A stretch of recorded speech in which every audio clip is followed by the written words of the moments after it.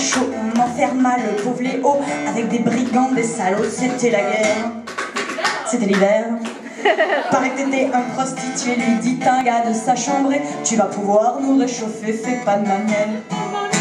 N'ayant plus le moral et voulant en finir en lisant son journal, un jour tu peux m'écrire.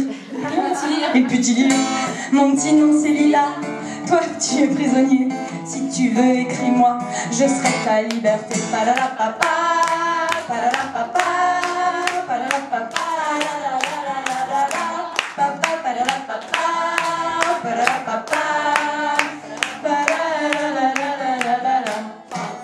il a fallu bien des années avant que Léo ne soit relâché, et un beau jour c'est terminé, on le libère.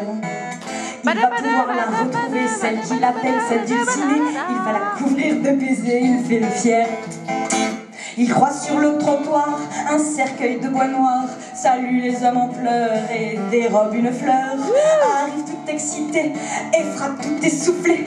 Mais celle qu'il a aimée, il vient de la croiser. Palalapapa, palalapapa, palalapapa, palalapapa.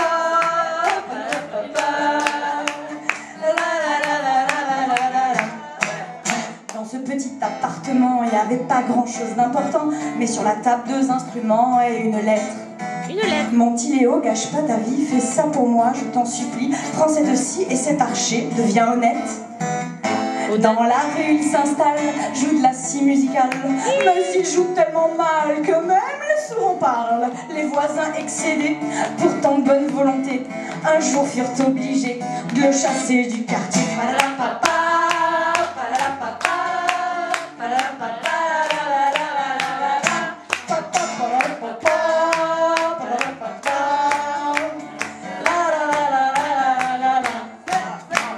Un jour dans les journaux où il se passait rien de très nouveau, on a pu lire dans les journaux ce fait divers. On a retrouvé sous un camion le corps d'un pauvre vagabond, les bras sciés, un archer, quel mystère. Si encore de nos jours on encense ce refrain, c'est que du fond de sa cour un jour un musicien, sans s'en douter du reste, cherchant un air nouveau, a écrit pour un orchestre les hurlements de Léo. Palalapapa.